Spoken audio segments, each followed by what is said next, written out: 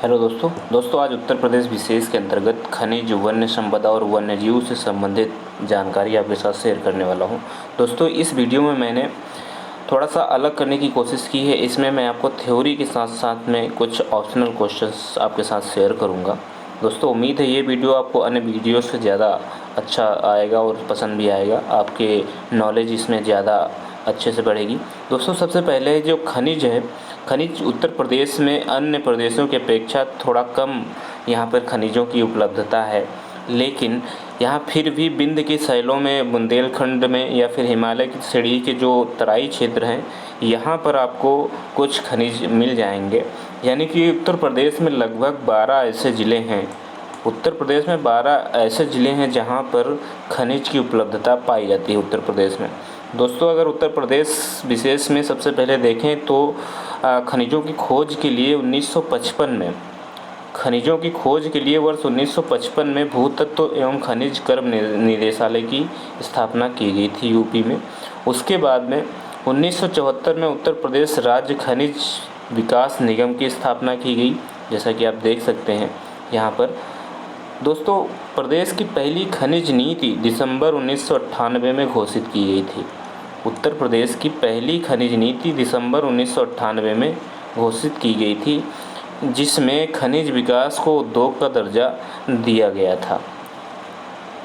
दोस्तों यहाँ पर दिया गया है उत्तर प्रदेश के जो 12 ज़िले हैं जहाँ पर खनिज की उपलब्धता पाई जाती है वो इस प्रकार से हैं: प्रयागराज, झांसी, सहारनपुर, मिर्ज़ापुर, ललितपुर, जालौन, महोबा, सोनभद्र, चित्रकूट, चंदौली, बांदा और हमीरपुर आदि ज़िलों में खनिजों की उपलब्धता है यहाँ पर। दोस्तों मई 2017 से लागू नई खनन नीति में रॉयल्टी का जो लक्ष्य निर्धारित किया गया है, पहले 1.85% था।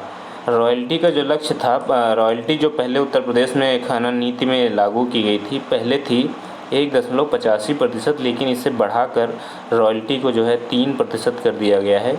ये आप याद रखिएगा। दोस्तों हाल ही में सोनभद्र में चाइना किले और सिलीमेनाइट का जो है कुछ भंडार मिले हैं, जिसमें चाइना किले का विशाल भंडार मिला है और सिलीमेनाइट का जो है लघु भंडार पाया गया है। मिर्ज़ापुर में सैंडस्टोन पाया जाता है और सोनभद्र में सोना और कोयले की खोज जो है की जा रही है। झांसी में एस्बेस्टस की खोज की जा रही है, जबकि बांदा में हीरा और ललितपुर में स्वर्ण और प्लेटिनम धातुओं की खोज की जा रही है। दोस्तों ये आपके एग्ज़ाम के लिए बहुत ही महत्वपूर्ण है। प्रमुख खनिजों की अगर बात करें जो उत्तर प्रदेश में पाए जाते हैं, इसमें बॉक्साइट है, डायस्पोर है, डोलोमाइट है, जिप्सम है, चूना पत्थर, मैग्नेसाइट, गेरू, फास्फेराइट आदि ये बहुत सारे खनिज जो हैं आपको उत्तर प्रदेश में मिल जाएंगे। इसके साथ में मोरंग, बजरी, इमारती पत्थर, संगमरमर और बालू, कंकड़, सोरा, लाइमस्टोन आदि प्रमुख उप खनिज भी यहाँ पर पाए जाते हैं। दोस्तों अगर चूना पत्थर की बात करें तो चूना पत्थर मिर्ज़ापुर ज़िले के गुरुमा और कनाच में पाए जाते हैं, जबकि मिर्ज़ापुर के जो चुनार क्षेत्र है और सोनभद्र ज़िले का जो चुर्क है तथा डल्ला है, यहाँ पर सीमेंट फैक्ट्रियों के लिए चूना पत्थर पाया जाता है, यानी इन्हीं स्थानों से उपलब्ध होता है। चूना पत्थर के संचित राशि की दृष्टि से उत्तर प्रदेश का देश में दूसरा स्थान है। यानी कि चूना पत्थर की अगर उपलब्धता देखी जाए तो यहाँ पर चूना पत्थर जो है देश में दूसरे स्थान पर जो पाया जाता है उत्तर प्रदेश में पाया जाता है सबसे अधिक। कोयले की बात करें तो कोयला उत्तर प्रदेश में कोयले की जो भंडार हैं ये 8वें स्थान पर आता है भंडार के हिसाब से जो उत्तर प्रदेश है। यहाँ कोयला सोनभद्र के गोंडवाना पत्थरों में पाया जाता है और सोनभद्र के सिंगरौली क्षेत्र से प्राप्त कोयले का जो उपयोग होता है वो ओबरा ताप विद्युत गृह और सिंगरौली संयंत्र में किया जाता है। अगला है बॉक्साइट खनिज जो है ये एल्युमिनियम का एक अयस्क है। ये बॉक्साइट जो उत्तर प्रदेश के बांदा, चंदौली और ललितपुर जनपद में पाया जाता है। इस अयस्क से एल्युमिनियम निकालने का काम रेणुकूट यानी जो सोनभद्र में पड़ता है, यहाँ पर एक कंपनी है हिंडाल्को, इसके द्वारा किया जाता है। हिंडाल्को द्वारा एल्युमिनियम निकालने का काम किया जाता है सोनभद्र में। डोलोमाइट जो है उत्तर प्रदेश में ये भी एक प्रमुख पाया जाने वाला खनिज है। यह उच्च स्तर का जो डोलोमाइट है वो सोनभद्र में पाया जाता है। बांदा ज़िले में भी डोलोमाइट मिलता है, लेकिन जो उच्च कोटि का है वो सोनभद्र में ही पाया जाता है।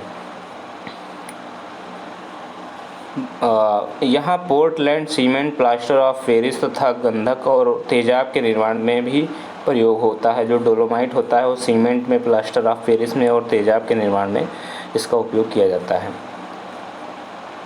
कांच की बात करें दोस्तों तो कांच जो है, कांच बालू के उत्पादन की दृष्टि उत्तर प्रदेश का देश में आंध्र प्रदेश के बाद दूसरा स्थान है। आंध्र प्रदेश के बाद उत्तर प्रदेश का दूसरा स्थान है कांच बालू के उत्पादन में। दोस्तों प्रदेश में गंगा और यमुना नदी से जो कांच बनाने योग्य सिलिका बालू प्राप्त किया जाता है वो प्रदेश के प्रयागराज जिले के शंकरगढ़ यमुना नदी क्षेत्र और चंदौली के चकिया क्षेत्र, झांसी के मुंडारी और बाला बहेड़ क्षेत्र से कांच बालू प्राप्त किया जाता है। दोस्तों बांदा और चित्रकूट से जिले के जो लोहगढ़, बारगढ़ और धानद्रौल क्षेत्र से कांच बालू मिलता है। दोस्तों इसके अलावा पोटास लवण की अगर हम बात करें तो पोटास लवण जो है उत्तर प्रदेश के प्रयागराज, चंदौली, झांसी और बांदा जिलों में पाया जाता है। एंडोलसाइट मिर्ज़ापुर और सोनभद्र में पाया जाता है। दोस्तों जो एंडोलसाइट होता है यह पोर्सिलेन और स्पार्क प्लग उद्योग में प्रयोग किया जाता है। पायरोफिलाइट की बात करें दोस्तों तो यह प्रदेश के झांसी जिले में, ललितपुर, महोबा और हमीरपुर जिलों में पाया जाता है। दोस्तों पायरोफिलाइट का जो उपयोग होता है उसे तापसह और सिरेमिक उद्योग में किया जाता है। तापसह और सिरेमिक उद्योग में पायरोफिलाइट का उपयोग किया जाता है। इससे कीटनाशकों का भी निर्माण किया जाता है पायरोफिलाइट से, ये भी आप याद रखिएगा। कीटनाशकों का भी बनाने में भी इसका प्रयोग किया जाता है। अगला जो खनिज है वो टाल्क या सेलखड़ी है।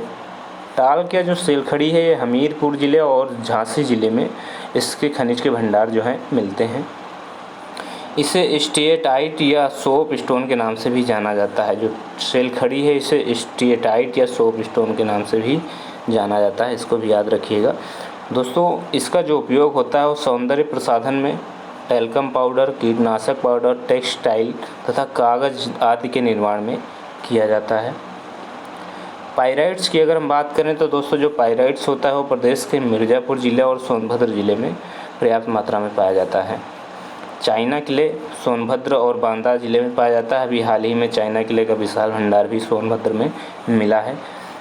फायर किले की अगर हम बात करें तो फायर किले का नॉन प्लास्टिक, यानी जो फायर किले होता है इसे नॉन प्लास्टिक कहते हैं। प्रदेश में मिर्ज़ापुर ज़िले के बांसी, मकरी और खोह क्षेत्र में गोंडवाना युग की चट्टानों में फायर किले के निक्षेप जो हैं वो पाए गए हैं। रॉक फास्फेट की अगर बात करें तो रॉक फास्फेट जो है ललितपुर के दुर्माला और बांदा क्षेत्र में भी पाया जाता है रॉक फास्फेट, तो ये भी याद रखिएगा। ललितपुर और बांदा में रॉक फास्फेट पाया जाता है। इसके अलावा अगर हम बात करें अन्य खनिज की तो एक हीरा है। हीरा जो है आपको कुछ मात्रा में बांदा में मिलता है जो प्रदेश में, और मिर्ज़ापुर के जंगलों में भी कुछ हीरे मिल जाते हैं। दोस्तों नवीन खोजों के अनुसार बांदा के सीमावर्ती क्षेत्र कालिंजर में भी हीरे के व्यापक भंडार होने की संभावना जताई जा रही है।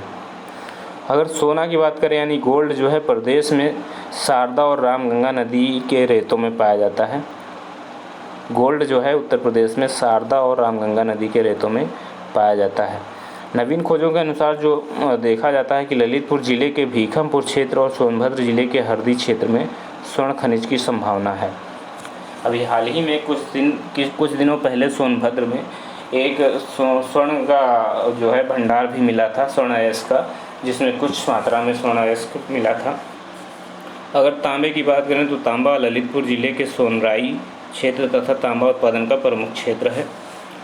जो सोनराई क्षेत्र है वो तांबा उत्पादन का प्रमुख क्षेत्र है ललितपुर का, यानी ललितपुर में प्रमुख रूप से तांबा पाया जाता है। यूरेनियम भी ललितपुर ज़िले में पाया जाता है। यहाँ पर सीमित भंडारों की खोज की गई है ललितपुर में। संगमरमर की अगर बात करें तो संगमरमर जो है मिर्ज़ापुर और सोनभद्र ज़िलों में पाया जाता है। मिर्ज़ापुर और सोनभद्र ज़िले में संगमरमर पाया जाता है। एस्बेस्टस जो है मिर्ज़ापुर और झांसी में एस्बेस्टस पाया जाता है। इसका जो उपयोग होता है वो सीमेंट निर्माण में, विद्युत उपकरणों के निर्माण में किया जाता है। जिप्सम की बात करें तो दोस्तों जिप्सम झांसी और हमीरपुर ज़िले में इसका जो है भंडार मिले हैं, पाया जाता है जिप्सम यहाँ पर। इसका जो उपयोग होता है सीमेंट निर्माण में, गंधक, अमोनियम सल्फेट नामक रासायनिक पदार्थ के निर्माण में किया जाता है जिप्सम का उपयोग। अब दोस्तों प्रदेश यानी उत्तर प्रदेश में वन स्थिति क्या है, तो राष्ट्रीय वन नीति के अनुसार देश के कुल क्षेत्रफल में 33.33% वन होने चाहिए, जो 60% पर्वतीय और 25% मैदानी भागों में वनों का विस्तार जो है आवश्यक होता है। लेकिन उत्तर प्रदेश सरकार द्वारा घोषित वन नीति में भी राज्य के संपूर्ण क्षेत्रफल में 33.33% भाग को वनाच्छादित होना आवश्यक माना गया है। फिर भी उत्तर प्रदेश के कुल भौगोलिक क्षेत्र में केवल 6.15% ही वनाच्छादन है तथा 3.08% पर वृक्षाच्छादन है। कुल 9.23% भाग पर वन और वृक्षाच्छादन है, यानी होना चाहिए आपका 33.33%, लेकिन है कितना 9.23%। यानी उत्तर प्रदेश में जो आवश्यक होना चाहिए, जो ज़रूरत होनी चाहिए पर वन विस्तार की, वो उसकी भी पूर्ति नहीं हो सकी है। सरकार जो है अपने कार्य में कार्यरत है। आगे दोस्तों आगे अगर बात करें वन क्षेत्र की, तो सामान्य रूप से प्रदेश में पाए जाने वन जो हैं उष्णकटिबंधीय हैं। ये आपको याद रखना, एक प्रश्न पूछा जा सकता है कि प्रदेश में किस प्रकार के वन पाए जाते हैं, तो उष्णकटिबंधीय वन पाए जाते हैं। यहाँ पर उष्णकटिबंधीय जो नम वन पर्णपाती वन है, उष्णकटिबंधीय शुष्क पर्णपाती वन और उष्णकटिबंधीय कटीले वन जो हैं, ये 3 भागों में विभाजित होते हैं जो उष्णकटिबंधीय वन होते हैं। यानी उष्णकटिबंधीय जो वन होते हैं वो 3 भागों में विभाजित होते हैं। पहला होता है उष्णकटिबंधीय नम पर्णपाती वन, दूसरा होता है उष्णकटिबंधीय शुष्क पर्णपाती वन और तीसरा होता है कटीले वन। तो दोस्तों अगर सबसे पहले भाग की बात करें वन में जो उत्तर प्रदेश में पाए जाते हैं उष्णकटिबंधीय नम पर्णपाती वन, तो ये जो होते हैं जहाँ पर 100 से 150 सेंटीमीटर वर्षा वाले जो क्षेत्र होते हैं, जिसमें भाबर और तराई क्षेत्र होता है, यहाँ पर पाए जाते हैं। इसमें अगर पेड़ों की बात करें तो बांस, आरोही, पादप, बेंत, साल, बेर, गूलर आदि वृक्ष पाए जाते हैं। दूसरा टाइप जो है वन का उत्तर प्रदेश में पाया जाने वाला वो उष्णकटिबंधीय शुष्क पर्णपाती वन है। यह राज्य के पूर्व, मध्य और पश्चिमी मैदानों में पाए जाते हैं। इसमें जो पाए जाने वाले वृक्ष हैं वो साल, पलास, अमलतास, बेल, अंजीर आदि हैं। उष्णकटिबंधीय कटीले झाड़ियाँ जो हैं उत्तर प्रदेश में पाई जाती हैं, जो जहाँ पर 50 से 75 सेंटीमीटर जहाँ पर वर्षा होती है, वहाँ पर ये वन कटीले झाड़ियों वाले वन पाए जाते हैं। इन वनों में आपको मिल जाएगा अकेशिया, कटीले, लेगुमेश, फुलाई, कत्था, काधामन आदि, थोर, नीम आदि वृक्ष यहाँ पर पाए जाते हैं। इनकी जो ऊंचाई होती है 5 से 10 मीटर तक का होती है, जो कटीले झाड़ियों वाले वन होते हैं। वनों का अगर प्रशासनिक विभाजन देखा जाए तो प्रशासनिक दृष्टि से राज्य के संपूर्ण वन क्षेत्र को 6 वर्गों में विभाजित किया गया है, जिसमें पहला वर्ग जो है आरक्षित वन है। ये आरक्षित वन जो होते हैं, यहाँ पर भूमि संरक्षण जो होता है, वन्यजीव संरक्षण संबंधित संवेदनशीलता के कारण संग्रहण, कटाई और पशु चारण से संबंधित जो आपका क्रियाएं होती हैं उसे पूर्ण रूप से प्रतिबंधित कर दिया जाता है। ये वन पूर्णतः राज्य नियंत्रण में रहते हैं, यानी जो ये वन होते हैं पूर्णतः राज्य नियंत्रण में होते हैं। दूसरा टाइप जो होता है वनों का वो संरक्षित वन होते हैं, ये सरकारी नियंत्रण में रखे जाते हैं। अगला होता है अवर्गीकृत वन, फिर राजकीय वन, सामुदायिक वन और छठा जो प्रकार है निजी वन, यानी जो व्यक्तिगत अधिकारों वाले वन होते हैं उनको निजी वन कहा जाता है। इसका जो नियंत्रण होता है पूर्ण रूप से निजी व्यक्ति के पास होता है। आगे बात करें तो चीड़ से प्राप्त होने वाला जो राल का बिरोजा या तारपीन तेल बनाने में उपयोग किया जाता है, यानी चीड़ से प्राप्त होने वाले राल के बिरोजे और तारपीन तेल बनाने में प्रयोग किए जाते हैं। पर्वतों पर हिमरेखा के पास मिलने वाला भोजपत्र वृक्ष जो है, इससे प्राकृतिक रूप से कागज प्राप्त होता है। खैर वृक्ष से कत्था, सेमल और बुरेल वृक्ष की लकड़ियों से माचिस की तिल्ली और डिब्बी का निर्माण किया जाता है। बबूल की छाल से प्राप्त रंग से चमड़े की रंगाई और अनुपयोग हेतु रंग बनाया जाता है। बबूल की छाल से तेंदू के पत्ते से बीड़ियाँ बनाई जाती हैं। बेंत से डंडे और फर्नीचर बेंत बांस बनाए जाते हैं। शाखों और महुए के पत्ते से पत्तल और दोने बनाए जाते हैं। यानी वृक्ष से जो मिलने वाले वृक्ष होते हैं उनसे कई प्रकार से आपके उपयोगी चीज़ें बनाई जाती हैं। तेंदुपत्ता संग्रहण और निस्तारण हेतु 1983 से तेंदुपत्ते का संग्रहण राज्य वन निगम द्वारा जो इस यहाँ पर जो राज्य में SC/ST के लोग हैं उनके द्वारा पारिश्रमिक के आधार पर इनका संरक्षण और संग्रहण किया जाता है। वन विकास कार्यक्रम और योजनाएं भी चलाई जाती हैं। इनमें सबसे पहले जैसे वन महोत्सव है, केंद्र सरकार द्वारा घोषित 1992 के वन नीति के तहत 1952 से देश में तथा प्रदेश में वन महोत्सव मनाया जाता है। इसका मूल थीम जो है वन महोत्सव का, वृक्ष का अर्थ जल है, जल का अर्थ रोटी और रोटी ही जीवन है। इसका जो है वन महोत्सव का ये मूल थीम है। सामाजिक वानिकी की बात करें तो सामाजिक वानिकी जो है इस शब्द का प्रयोग सर्वप्रथम 1976 में, यानी सामाजिक वानिकी का प्रयोग सर्वप्रथम 1976 में किया गया था। राष्ट्रीय कृषि आयोग की पहल व विश्व बैंक की सहायता से राज्य में 1979 और 80 में सामाजिक वानिकी योजना जो है शुरू की गई थी।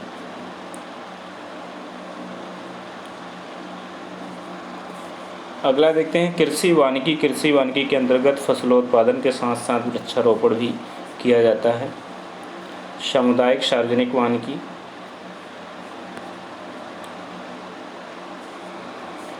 दोस्तों इस पॉइंट को पढ़ने वाला है। यहाँ पर देखा जाए तो यूकेलिप्टस जो होता है इसे भूमिगत जल और मृदा उर्वरता की दृष्टि से बहुत ही हानिकारक प्रभाव डालने वाला वृक्ष माना जाता है। इसे पारिस्थितिक आतंकवादी भी कहा जाता है। उत्तर प्रदेश वानिकी योजना की बात करें तो दोस्तों उत्तर प्रदेश में विश्व बैंक की सहायता से उत्तर प्रदेश वानिकी योजना 19 मार्च 1998 से शुरू की गई है। ये आपको पॉइंट याद रखना पड़ेगा कि ये पूछा जा सकता है। सहभागी वन प्रबंधन, जापान सरकार के सहयोग से जुलाई 2010 से प्रदेश की तराई, विंध्य और बुंदेलखंड क्षेत्र के 16 जिलों के अंतर्गत आने वाले 20 वन प्रभागों में उत्तर प्रदेश सहभागी वन प्रबंधन और निर्धनता उन्मूलन परियोजना चलाई जा रही है। ये भी आपको याद रखना पड़ेगा कि सहभागी वन प्रबंधन योजना किस देश के सहयोग से चलाई जा रही है, तो जापान के सहयोग से चलाई जा रही है।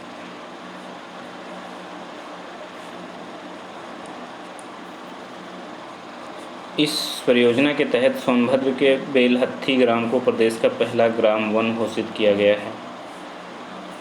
पहला ग्राम वन घोषित किया गया है किसको? सोनभद्र के बेलहत्थी ग्राम को।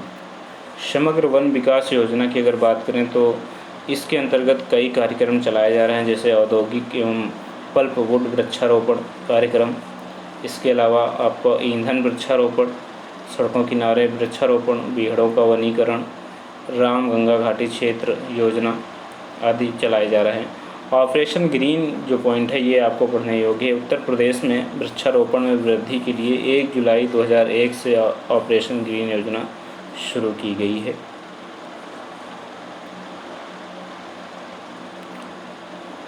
वृक्ष बंधु पुरस्कार योजना, वृक्ष बंधु पुरस्कार योजना जो है 2007-08 से चलाई जा रही है।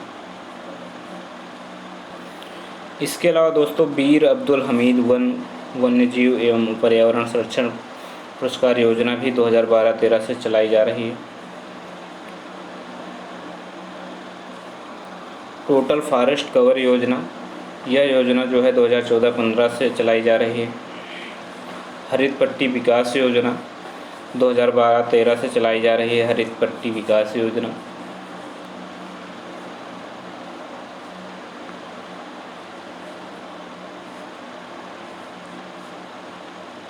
वन्यजीव संरक्षण की बात करें दोस्तों तो ये पॉइंट आपके लिए बहुत इम्पोर्टेंट है, क्योंकि इससे प्रश्न आपके अधिकतर पूछे जाते हैं। दोस्तों वन्य जीवों के संरक्षण संबंधी देश में प्रथम कदम जो है उत्तर प्रदेश यानी तत्कालीन उत्तराखंड में उठाए गए थे, जबकि 1935 में देहरादून में मोतीचूर वन्यजीव विहार, जिसे राजा जी राष्ट्रीय उद्यान की स्थापना की गई थी। यानी सबसे पहले 1935 में मोतीचूर वन्यजीव विहार की स्थापना की गई थी, जो उस समय उत्तर प्रदेश में था लेकिन आज के समय में उत्तराखंड में है। इसके बाद 1936 में एशिया के पहले राष्ट्रीय उद्यान हैली राष्ट्रीय उद्यान यानी जिम कॉर्बेट राष्ट्रीय उद्यान की स्थापना नैनीताल एवं गढ़वाल में की गई थी। यानी कि हैली यानी कॉर्बेट नेशनल पार्क की स्थापना कब की गई थी? 1936 में की गई थी, जबकि 1935 में मोतीचूर वन्यजीव विहार की स्थापना की गई थी। देश में सबसे पहले 1956 में वन्यजीव परिरक्षण संगठन की स्थापना उत्तर प्रदेश में की गई थी। ये आपको याद रखना है, इम्पोर्टेंट हो सकता है। वर्तमान में प्रदेश में एक राष्ट्रीय उद्यान है जिसे दुधवा नेशनल पार्क कहा जाता है और 11 वन्यजीव विहार हैं, जबकि 2 टाइगर रिजर्व हैं और 2 और बन गए हैं दोस्तों। जो चौथा टाइगर रिजर्व है भारत में वो उत्तर प्रदेश में, वो रानीपुर टाइगर रिजर्व है, आपको याद रखना है। बुंदेलखंड क्षेत्र में पड़ता है रानीपुर टाइगर रिजर्व, चौथा है। और उत्तर प्रदेश का चौथा है रानीपुर टाइगर रिजर्व, जबकि भारत का जो है 54वां टाइगर रिजर्व है रानीपुर टाइगर रिजर्व। ये आपको याद रखना है। यहाँ पर 2 हैं, जबकि 2 नहीं 4 हो गए हैं। राज्य प्राणी उद्यान या पार्क की बात करें तो दोस्तों कानपुर तथा लखनऊ में प्राणी उद्यानों की स्थापना की गई है हाल ही में। गोरखपुर में भी हाल ही में एक शहीद अशफाक उल्ला खां नाम से एक प्राणी उद्यान की स्थापना की गई है। ये आपको पूछा जा सकता है, अन्य परीक्षाओं में भी कई बार पूछा जा चुका है। गोरखपुर में शहीद अशफाक उल्ला खां के नाम से प्राणी उद्यान की स्थापना की गई है। ग्रेटर नोएडा में 120 हेक्टेयर क्षेत्र में रात्रि वन्यजीव पार्क यानी नाइट सफारी की शुरू किया गया है, स्थापित की गई है। इसका जो निर्माण किया गया है नाइट सफारी का, और चीन और सिंगापुर की स्थापित नाइट सफारी के मॉडल पर किया गया है। यह इस प्रकार का विश्व का चौथा और भारत का पहला अभ्यारण्य है, ये भी आपको याद रखना है, इम्पोर्टेंट हो सकता है। Night safari park greater Noida में किया गया है और ये भारत का पहला नाइट सफारी पार्क है। इससे पहले चीन और सिंगापुर में स्थापित किए गए हैं।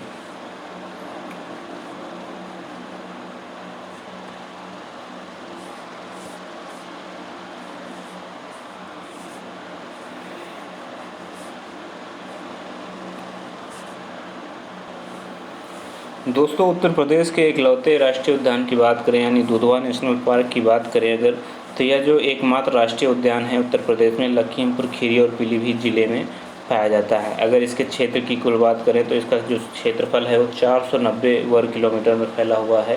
ये 2 जिलों में फैला हुआ है, लखीमपुर खीरी और पीलीभीत जिले में।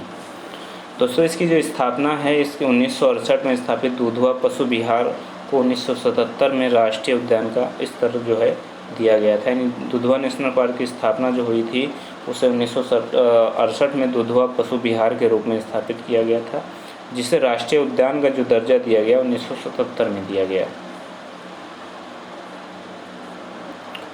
दोस्तों वन्यजीव विहार की अगर बात करें तो वन्यजीवों के संरक्षण के लिए राज्य में 1956 में वन्यजीव सर्वप्रथम 1957 में चंदौली स्थित चंद्रप्रभा वन्यजीव विहार की स्थापना की गई थी। वर्तमान में राज्य में जो वन विभाग अधीन कुल 11 वन्यजीव विहार हैं, ये आपको याद रखना है। दोस्तों राज्य में अगर पक्षी विहारों की बात करें तो पक्षी विहारों की संख्या कुल मिलाकर 14 है। वन्यजीव विहार 11 हैं, जबकि पक्षी विहार 14 हैं।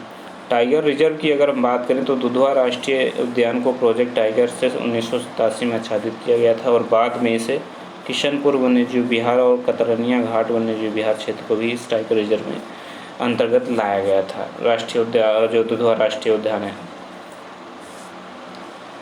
बिजनौर के अमनगढ़ क्षेत्र को 2012 में उत्तराखंड के कॉर्बेट टाइगर रिजर्व के बफर क्षेत्र के रूप में सम्मिलित किया गया और यह प्रदेश का दूसरा टाइगर रिजर्व है, ये भी आपको याद रखना है। इसके अलावा पीलीभीत शाहजहाँपुर के लगभग 73,000 वर्ग हेक्टेयर में जून 2014 में प्रदेश का तीसरा और देश का 45वां टाइगर रिजर्व जो है वो स्थापित किया गया था। इसके बाद चित्रकूट जिले में रानीपुर वन्यजीव विहार को भी यहाँ पर एक चौथा टाइगर रिजर्व के रूप में घोषित किया गया है और यह प्रदेश का जो चौथा टाइगर रिजर्व है, जबकि देश का यहाँ पर 53वां दिया गया है। 53वां तो घासीराम है, 53वां घासीराम है छत्तीसगढ़ का, जबकि ये 54वां होना चाहिए। 54वां जो है देश का 54वां है और प्रदेश का चौथा टाइगर रिजर्व है रानीपुर। दोस्तों देश का पहला एलिफेंट रिजर्व जो है 2009 में सहारनपुर और बिजनौर में 744 वर्ग किलोमीटर के क्षेत्र में बनाया गया था, जबकि प्रदेश का दूसरा जो एलिफेंट रिजर्व है ये तराई एलिफेंट रिजर्व के रूप में जाना जाता है और दिसंबर 2022 में दुधवा व पीलीभीत टाइगर रिजर्व के 3049.39 वर्ग किलोमीटर क्षेत्र में बनाया गया है। यानी कि एलिफेंट रिजर्व जो है वो दो हैं। पहला जो है आपका सहारनपुर बिजनौर में पहला एलिफेंट जो रिजर्व बनाया गया था, दूसरा जो है आपका तराई एलिफेंट रिजर्व के नाम से ये दुधवा और पीलीभीत टाइगर रिजर्व में के अंतर्गत आता है दूसरा एलिफेंट रिजर्व। दोस्तों प्रदेश में पाए जाने वाले कुछ दुर्लभ जीवों की अगर हम बात करें तो सारस है। सारस उत्तर प्रदेश में काफ़ी मात्रा में पाई जाती है, जिसमें 40% उत्तर प्रदेश में है। यानी संपूर्ण विश्व में 8000 सारस में से 40% जो हैं केवल उत्तर प्रदेश में पाई जाती हैं और ये संकटग्रस्त श्रेणी में आ गए हैं। और प्रदेश में अगर गिद्धों की बात करें तो दोस्तों 2011 में इसकी गणना के अनुसार इसकी जो संख्या थी वो 2097 थी। इनके संरक्षण के लिए प्रदेश सरकार द्वारा कई उपाय भी किए जा रहे हैं और ये संकटग्रस्त जीवों में आ गए हैं गिद्ध। इसके अलावा दोस्तों अगर हम गंगे डॉल्फिन की बात करें यानी सुइस या सुसु की बात करें तो यह राष्ट्रीय जल जीव घोषित किया गया था। प्रयागराज से मिर्ज़ापुर तक में जो डॉल्फिन है गंगे डॉल्फिन, इनकी संख्या अधिक पाई जाती है। इसके अलावा अगर हम संकटग्रस्त जीवों में की बात करें तो इसमें शेर, बारहसिंगा, चीतल, हाथी, भालू, गैंडा, बारहसिंगा की दुर्लभ प्रजातियाँ, शेरवन, डुआलिसी और स्पिट हेयर और चरस जैसे जंतु लखीमपुर स्थित दुधवा उद्यान में किशनपुर बिहार में भी पाए जाते हैं। तो दोस्तों अब हमने इसमें थ्योरी तो पढ़ लिया, अब इसके हम कुछ ऑप्शनल क्वेश्चन यानी कुछ पढ़ लेते हैं जो बहुविकल्पीय प्रश्न बनते हैं इससे संबंधित, वो देख लेते हैं कौन कौन से बन सकते हैं। दोस्तों पहला प्रश्न है, बखीरा पक्षी विहार कहाँ स्थित है? ऑप्शन है बलिया में, संत कबीर नगर में, गोंडा में या फिर रायबरेली में। तो इसका जो सही उत्तर हो जाएगा ऑप्शन नंबर बी होगा। बखीरा पक्षी विहार जो है वो संत कबीर नगर में है, तो ऑप्शन नंबर 20 का सही हो जाएगा। प्रश्न नंबर 2 देखते हैं। प्रश्न नंबर 2 है, निम्न वृक्षों में से कौन सा वृक्ष पर्यावरणीय संकट उत्पन्न करता है? दोस्तों यह यूपी पीसीएस 2005 की परीक्षा में पूछा गया प्रश्न है। तो जो पर्यावरणीय संकट उत्पन्न करता है उसे यूकेलिप्टस कहते हैं, यानी यूकेलिप्टस पर्यावरण का दुश्मन माना जाता है। तो ऑप्शन नंबर इसका डी जो है बिल्कुल सही हो जाएगा, यूकेलिप्टस। प्रश्न नंबर 3 देखते हैं। प्रदेश में नवाबगंज पक्षी विहार कहाँ स्थित है? ऑप्शन है गाजियाबाद में, गोंडा में, रायबरेली में या फिर उन्नाव में। तो इसका भी उत्तर जो हो जाएगा ऑप्शन नंबर डी हो जाएगा। प्रदेश में नवाबगंज पक्षी विहार जो है उन्नाव में पाया जाता है, ऑप्शन है स्थित है उन्नाव में, तो ऑप्शन नंबर डी इसका सही हो जाएगा। प्रश्न नंबर 4 है, प्रदेश में सर्वप्रथम किस पक्षी विहार की स्थापना की गई थी? ऑप्शन हैं सांडी पक्षी विहार, ये आपका हरदोई में पड़ जाएगा, नवाबगंज पक्षी विहार उन्नाव में पड़ जाएगा, शमान पक्षी विहार और शोर सरोवर पक्षी विहार। तो इसका जो ऑप्शन नंबर बी है नवाबगंज पक्षी विहार, इसकी स्थापना सबसे पहले की गई थी, यानी सर्वप्रथम जिस पक्षी विहार की स्थापना की गई थी वो है ऑप्शन नंबर बी नवाबगंज पक्षी विहार, जो कि आपका उन्नाव में पड़ता है। प्रश्न नंबर 5 है, प्रदेश का सर्वाधिक विस्तृत पक्षी विहार कौन सा है, यानी सबसे बड़ा पक्षी विहार कौन सा है? पीसीएस 2003 में पूछा गया प्रश्न है। ऑप्शन है समान पक्षी विहार, नवाबगंज पक्षी विहार, लाख बहोसी पक्षी विहार या फिर सांडी पक्षी विहार। तो इसका जो सही उत्तर हो जाएगा ऑप्शन नंबर सी होगा, लाख बहोसी पक्षी विहार जो है ये सर्वाधिक विस्तृत पक्षी विहार है। प्रश्न नंबर 6 है, इसको निम्न को सही सुमेल करना है, यानी कि इसका मिलान करना है। नवाबगंज पक्षी विहार कहाँ है? अभी मैंने बताया था नवाबगंज पक्षी विहार जो है उन्नाव में पड़ता है। समस्तपुर पक्षी विहार आपका रायबरेली में पड़ेगा, यानी कि ए का 2 हो जाएगा, सी का 4 हो जाएगा। इसके अलावा अब बचा आपका डी और बी। तो जो डी है पार्वती अर्गा पक्षी विहार, ये आपका पड़ जाएगा, ए का आपका हो जाएगा 2 और सी का आपका हो जाएगा 4। ए का 2, सी का 4 ऑप्शन नंबर बी में पाया जा रहा है, यानी कि ए का 2, सी का 4, ए का 2, सी का 4 यहाँ पर आगा, बाकी इसके अलावा किसी में नहीं है, यानी बी का 3 हो जाएगा और डी का 1 हो जाएगा। बी का 3 हो जाएगा, इसका मतलब ओखला पक्षी विहार जो है गौतम बुद्ध नगर में है और पार्वती अर्गा पक्षी विहार जो है गोंडा में पड़ेगा। तो इस तरीके से इसका जो सही उत्तर हो जाएगा ऑप्शन नंबर बी होगा, 2, 3, 4, 1। प्रश्न नंबर 7 है, सोनभद्र में निम्न धातुओं में से कौन कौन पाई जाती हैं? सही कूट का चयन कीजिए। ऑप्शन है यूरेनियम, एंडालुसाइट, पाइराइट या डोलोमाइट। दोस्तों जो यूरेनियम है ये आपका ललितपुर में पाया जाता है, यानी जहाँ पर 1 होगा वो सही नहीं होगा। ऑप्शन नंबर ए नहीं सही है, ऑप्शन नंबर बी सही नहीं है, ऑप्शन नंबर डी सही नहीं है, यानी ऑप्शन नंबर बी इसका सही उत्तर हो जाएगा। यानी जो सोनभद्र में है वो आपका एंडालुसाइट, पाइराइट और डोलोमाइट पाया जाता है, जबकि यूरेनियम जो है वो ललितपुर में पाया जाता है। प्रश्न नंबर 8 है, निम्न में से कौन सा वृक्ष जो कभी सामाजिक वानिकी में लोकप्रिय था अब एक पारिस्थितिकी आतंकवादी माना जाता है? कौन सा ऐसा वृक्ष है जो पारिस्थितिकी का आतंकवादी माना जाता है? तो वो यूकेलिप्टिस है। ऑप्शन नंबर डी इसका सही हो जाएगा, यूकेलिप्टिस। प्रश्न नंबर 8 का ऑप्शन नंबर डी बिल्कुल सही हो जाएगा। प्रश्न नंबर 9 देखते हैं। प्रश्न नंबर 9 है, प्रदेश का सबसे छोटा वन्यजीव विहार कौन सा है? ऑप्शन है महावीर स्वामी वन्यजीव विहार, रानीपुर वन्यजीव विहार, चंद्रप्रभा वन्यजीव विहार या कतरनिया घाट वन्यजीव विहार। तो इसका जो ऑप्शन नंबर ए है महावीर स्वामी वन्यजीव विहार ललितपुर में पाया जाता है और ये सबसे छोटा वन्यजीव विहार है प्रदेश का। ऑप्शन नंबर ए इसका बिल्कुल सही हो जाएगा। प्रश्न नंबर 10 है, राष्ट्रीय वन नीति के अनुसार देश के कुल भौगोलिक क्षेत्रफल के कितने भाग पर वन होना चाहिए? तो दोस्तों देश के कुल कितने भौगोलिक क्षेत्र पर वन क्षेत्र होना चाहिए ये बताना है। तो दोस्तों 1/3 भाग पर जो है वन क्षेत्र होना चाहिए भौगोलिक क्षेत्रफल पर। तो इसका जो ऑप्शन नंबर डी है प्रश्न नंबर 10 का वो बिल्कुल सही हो जाएगा। प्रश्न नंबर 11 देखते हैं दोस्तों। प्रश्न नंबर 11 है, राज्य में एस्बेस्टस पाए जाते हैं। एस्बेस्टस कहाँ पाए जाते हैं? ऑप्शन है ललितपुर में, झांसी में, मिर्ज़ापुर में या फिर चुर्क में। तो इसका जो सही उत्तर हो जाएगा ऑप्शन नंबर सी हो जाएगा, मिर्ज़ापुर में सबसे अधिक एस्बेस्टस पाए जाते हैं। तो ऑप्शन नंबर इसका सी बिल्कुल सही हो जाएगा, मिर्ज़ापुर में। प्रश्न नंबर 12 है, प्रदेश में सर्वप्रथम 1957 में किस वन्यजीव विहार की स्थापना की गई थी? ऑप्शन है चंद्रप्रभा वन्यजीव विहार चंदौली, हस्तिनापुर वन्यजीव विहार मेरठ, रानीपुर वन्यजीव विहार बांदा, किशनपुर वन्यजीव विहार लखीमपुर। तो दोस्तों सबसे पहले जो उत्तर प्रदेश में वन्यजीव विहार की स्थापना हुई थी वो था चंद्रप्रभा वन्यजीव विहार चंदौली, यानी चंद्रप्रभा वन्यजीव विहार की स्थापना सबसे पहले 1957 में की गई थी। तो इसका सही उत्तर हो जाएगा ऑप्शन नंबर ए। प्रश्न नंबर 13 है, राज्य में एक बब्बर शेर सफारी स्थापित किया जा रहा है। दोस्तों ये यूपी पीसीएस 2013 में पूछा गया प्रश्न है। इसमें ऑप्शंस दिए गए हैं बलरामपुर, महाराजगंज, इटावा या पीलीभीत। तो इसका जो सही उत्तर हो जाएगा बब्बर शेर सफारी जो स्थापित की जा रही है वो इटावा में स्थापित की जा रही है। ऑप्शन नंबर सी इसका बिल्कुल सही उत्तर होगा। प्रश्न नंबर 14 देखते हैं। प्रश्न नंबर 14 उत्तर प्रदेश में यूरेनियम उपलब्ध है। अभी मैंने बताया था यूरेनियम उत्तर प्रदेश में सबसे अधिक ललितपुर में पाए जाते हैं। तो ऑप्शन नंबर ए इसका सही हो जाएगा, ललितपुर जिले में। कथन ए कारण आर यहाँ पर दिए गए हैं और इनको बताना है, नीचे के कूट से सही विकल्प चुनना है आपको।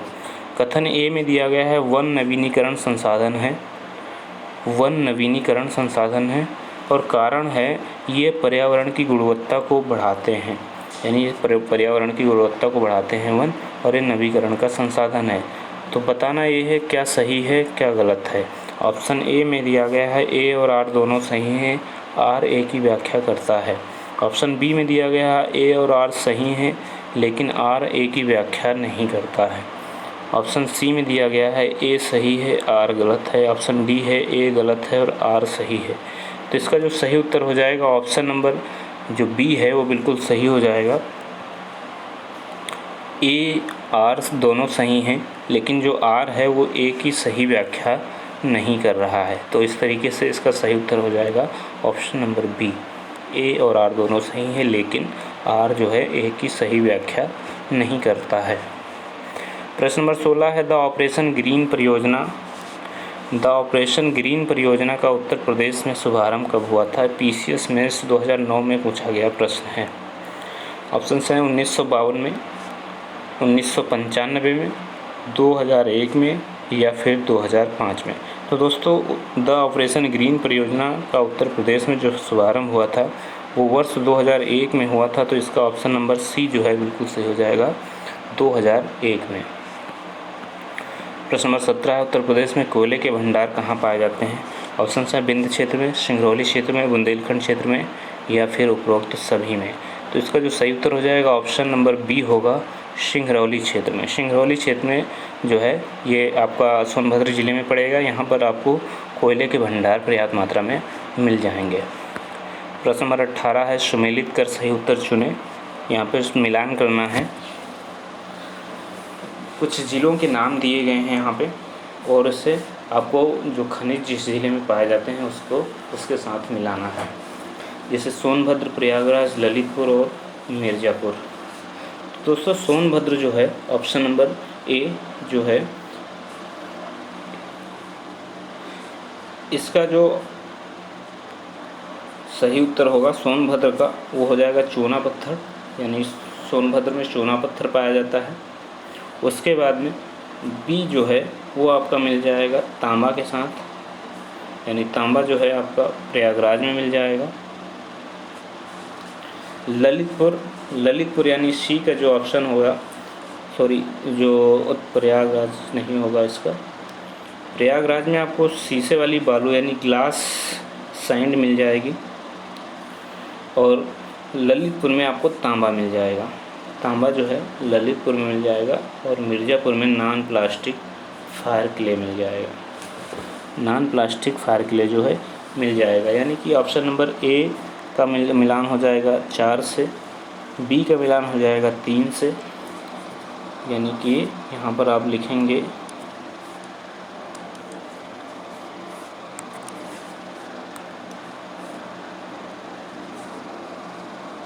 ए बराबर 4, बी बराबर 3, सी बराबर 2 और डी बराबर 1, यानी 4 3 2 1 वाला ऑप्शन इसमें सही हो जाएगा। तो 4 3 2 1 ऑप्शन नंबर बी में है, तो ऑप्शन नंबर बी इसका बिल्कुल सही उत्तर हो जाएगा। प्रश्न नंबर 19 है, निम्न जनपदों में से कौन सर्वाधिक वन आच्छादित है, यानी सबसे अधिक वन कहाँ पर है? लखीमपुर खीरी, सोनभद्र, पीलीभीत या चित्रकूट। तो इसका जो सही उत्तर हो जाएगा ऑप्शन नंबर बी होगा सोनभद्र। सोनभद्र उत्तर प्रदेश का एक ऐसा ज़िला है जहाँ पे सबसे अधिक वन पाए जाते हैं, तो ऑप्शन नंबर 20 का सही हो जाएगा। प्रश्न नंबर 20 है, सुरहताल पश्चिम बिहार कहाँ स्थित है? सुरहताल पश्चिम बिहार कहाँ? ऑप्शन हैं आजमगढ़ में, हरदोई में, प्रतापगढ़ में या फिर बलिया में। तो जो सुरहताल पश्चिम बिहार है वो बलिया में पाया जाता है, तो ऑप्शन नंबर इसका डी जो है बिल्कुल सही हो जाएगा, बलिया। प्रश्न नंबर 21 है, निम्न में से कौन सही सुमेलित नहीं है, यानी किसका मिलान सही नहीं है? कोयला सोनभद्र में पाया जाता है, बिल्कुल सही हो जाएगा। यूरेनियम जो है झांसी में पाया जाता है, यूरेनियम जो है झांसी में पाया जाता है, ये जो है बिल्कुल सही नहीं है। यूरेनियम झांसी में नहीं पाया जाता है, ललितपुर में पाया जाता है, यानी ललितपुर जो है झांसी का ही पड़ोसी ज़िला है, लेकिन यहाँ पर झांसी में जो है यूरेनियम नहीं पाया जाता है, ललितपुर में पाया जाता है, तो ऑप्शन नंबर डी बिल्कुल सही हो जाएगा। सिल्का बालू प्रयागराज में पाया जाता है, बालू पत्थर मिर्ज़ापुर में पाया जाता है, ये तीनों सही हैं, ये तीनों सही हैं, जबकि ये मिलान इसका गलत है, तो यही आपका उत्तर हो जाएगा, यूरेनियम आपका उत्तर हो जाएगा। प्रश्न नंबर 22 है, प्रदेश का सबसे बड़ा वन्य जीव विहार कौन सा है? ऑप्शन हैं चंद्रप्रभा, किशनपुर, हस्तिनापुर या फिर रानीपुर। तो 22 का सही उत्तर हो जाएगा option number C, Hastinapur. Hastinapur Uttar Pradesh का सबसे बड़ा वन्य जीव विहार है, ऑप्शन नंबर सी बिल्कुल सही होगा। प्रश्न नंबर 23 है, उत्तर प्रदेश में पाए जाने वाले प्रमुख खनिज कौन कौन से हैं? ऑप्शन हैं तांबा, graphite, limestone, dolomite, rock phosphate, dolomite या उपरोक्त में से कोई नहीं। तो इसका जो ऑप्शन नंबर बी है, option number C, rock phosphate और डोलोमाइट। रॉक फॉस्फेट और डोलोमाइट जो है उत्तर प्रदेश में पाए जाने वाले प्रमुख खनिज हैं, ये आपको याद रखना है, रॉक फॉस्फेट और डोलोमाइट। प्रश्न नंबर 24 है, सुमेलित करना है, इसमें भी मिलान करना है कौन कहाँ पर पाया जाता है। तो सिल्का बालू जो है आपका प्रयागराज में पाया जाता है, ललितपुर में आपका तांबा पाया जाता है, और सोनभद्र में जो है चूना पत्थर पाया जाता है। मिलान हो गया, ए का जो है 2, बी का 3 और सी का 1। 2 3 1 वाला ऑप्शन इसका सही हो जाएगा, 2 3 1 ऑप्शन नंबर सी बिल्कुल सही हो जाएगा, 2 3 1। यानी प्रश्न नंबर जो आपका प्रश्न नंबर 24 है, इसका ऑप्शन नंबर सी बिल्कुल सही हो जाएगा। प्रश्न नंबर 25 है, निम्न में से कौन सा एक खनिज उत्तर प्रदेश में नहीं पाया जाता है? चूना पत्थर मिलता है प्रयागराज में, बॉक्साइट भी मिलता है और जिप्सम भी मिलता है। अभ्रक जो है उत्तर प्रदेश में नहीं पाया जाता है, तो ऑप्शन नंबर बी जो है 25 का वो बिल्कुल सही हो जाएगा, अभ्रक।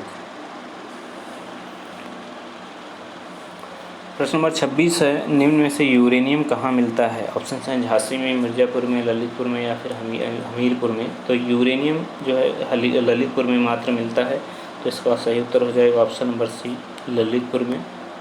प्रश्न नंबर 27 है, राष्ट्रीय चंबल अभ्यारण्य निम्न में से किस राज्य का हिस्सा नहीं है? राष्ट्रीय चंबल अभ्यारण्य किस राज्य का हिस्सा नहीं, ये बताना है। उत्तर प्रदेश, मध्य प्रदेश, हरियाणा या फिर राजस्थान। तो जो राष्ट्रीय चंबल अभ्यारण्य है वो उत्तर प्रदेश, मध्य प्रदेश और राजस्थान का तो हिस्सा होता है, लेकिन हरियाणा का हिस्सा नहीं है। तो इस तरीके से इसका जो सही उत्तर हो जाएगा ऑप्शन नंबर सी होगा, हरियाणा। प्रश्न नंबर 28 है, जनवरी 2022 में घोषित भारत के तीसरे राष्ट्रीय जल पुरस्कार के संदर्भ में कौन सा कथन सत्य है? ऑप्शंस हैं, कथन जो हैं 2 दिए गए हैं। उत्तर प्रदेश को सर्वश्रेष्ठ राज्य श्रेणी में विजेता घोषित किया गया है, ये आपका सही हो जाएगा। मुजफ्फरनगर ज़िले को उत्तरी जोन श्रेणी में सर्वश्रेष्ठ जिला घोषित किया गया है, ये भी आपका सही है। तो इस तरीके से 1 और 2 दोनों सही हैं। तो ऑप्शंस में देखते हैं, केवल 1, केवल 2, 1 और 2 दोनों, या फिर ना तो 1 ना ही 2। तो ऑप्शन नंबर इसका सी सही हो जाएगा, 1 और 2 दोनों। 1 और 2 दोनों जो इसमें दिए गए हैं वो दोनों कथन सही हो जाएंगे। प्रश्न नंबर 29 है, पार्वती अर्गा रामसर स्थल के संदर्भ में निम्न में से कौन सा कथन सही है? दोस्तों, पार्वती अर्गा जो है उत्तर प्रदेश के गोंडा जिले में स्थित है, ये आपका बिल्कुल सही उत्तर हो जाएगा। ये एक पक्षी अभ्यारण्य है, ये भी आपका सही हो जाएगा। तो यानी 1 और 2 दोनों कथन सही हैं, 1 और 2 दोनों सही हैं, यानी ऑप्शन नंबर सी इसका बिल्कुल सही हो जाएगा। प्रश्न नंबर 30 है दोस्तों, ये प्रश्न इस वीडियो का लास्ट प्रश्न होगा। उत्तर प्रदेश के निम्नलिखित वन्यजीव अभ्यारण्य में से कौन सा 1975 में स्थापित किया गया था? ऑप्शन है किशनपुर, कतरनिया घाट, रायपुर या फिर चंबल। तो जो ऑप्शन नंबर इसका बी है, कतरनिया घाट, ये 1975 में स्थापित किया गया था। यानी जो कतरनिया घाट वन्यजीव अभ्यारण्य है, इसकी स्थापना वर्ष 1975 में हुई थी। तो इस तरीके से इसका जो सही उत्तर हो जाएगा ऑप्शन नंबर बी होगा, कतरनिया घाट। दोस्तों, ये थे हमारे आज के वीडियो। इसमें उम्मीद है आपको पसंद आएगा, यूजफुल वीडियो है आपके लिए। अगर आप इसे सही से देख लेंगे तो उम्मीद है इसमें से उत्तर प्रदेश में आने वाले जो प्रश्न हैं वो आपको इससे ज़रूर मिल जाएंगे। धन्यवाद दोस्तों, जय हिंद, जय भारत।